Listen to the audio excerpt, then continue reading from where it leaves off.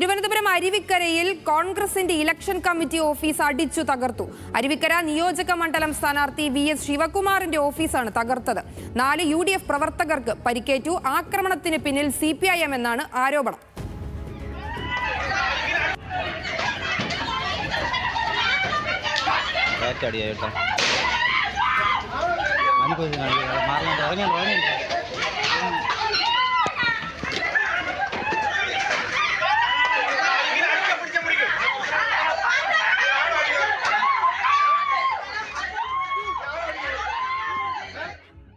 ദേവൻ MP ചേരുന്നുണ്ട് തിരുവനന്തപുരത്ത് നിന്ന് വിവരങ്ങളുമായി. ദേവൻ, CPIM ആണ് ഓഫീസ് അടിച്ചു തകർത്തതെന്നാണ് ആരോപണം. ഈ പ്രവർത്തകർ പോലീസിൽ പരാതി നൽകിയിട്ടുണ്ട്. പോലീസ് നൽകുന്ന വിശദാംശങ്ങൾ എന്താണ്? സരിക, ഇന്ന് വൈകുന്നേരം 6:30 കൂടിയാണ് ഈ സംഭവം ഉണ്ടാകുന്നത്. അരുവിക്കര മണ്ഡലത്തിലെ വിദൂര കല്ലാറ് ഭാഗത്ത് പ്രവർത്തിക്കുന്ന VS ശിവകുമാറിന്റെ ഇലക്ഷൻ കമ്മിറ്റി ഓഫീസാണ് ഇത്തരത്തിൽ 6ഓളം വരുന്ന സംഘം ചേർന്ന് അടിച്ചു തകർത്തിട്ടുണ്ടായിരുന്നത്.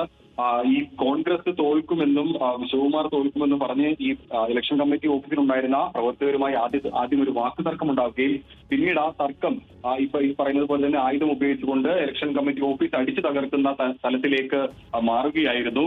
ഇതിൽ 4 UDF പ്രവർത്തകർക്ക് പരിക്കേറ്റിട്ടുണ്ടെന്നാണ് മനസ്സിലാക്കാൻ സാധിക്കുന്നത്. ഈ 4 പേരെയും താലൂക്ക് ആശുപത്രിയിലേക്ക് മാറ്റിയിട്ടുമുണ്ട്.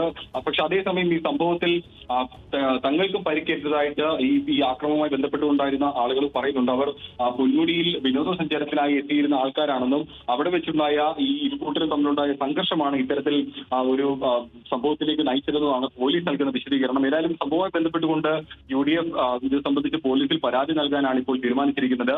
അക്രമത്തിന് പിന്നിൽ CPM പ്രവർത്തകരെന്നാണ് UDF ആരോപിക്കുന്നത്. പക്ഷെ അതേസമയം പോലീസ് ആ ആരോപണത്തെ പൂർണ്ണമായും ശരിവെക്കുന്നില്ല. പോലീസിന്റെ ഭാഗത്ത് നിന്ന് നമുക്ക് ലഭ്യമായ വിവരം അനുസരിച്ച് ഇവർ പൊന്മുടി സന്ദർശിക്കാനെത്തിയ വിനോദസഞ്ചാരികളാണെന്നും അവർ ഈ വഴിമധ്യേ ഈ പ്രവർത്തകരുമായി വാക്കുതർക്കത്തിൽ ഏർപ്പെടുകയും പിന്നീട് അതൊരു അക്രമത്തിലേക്ക് നയിക്കുകയുമായിരുന്നു എന്നാണ് മനസ്സിലാക്കാൻ സാധിക്കുന്നത്.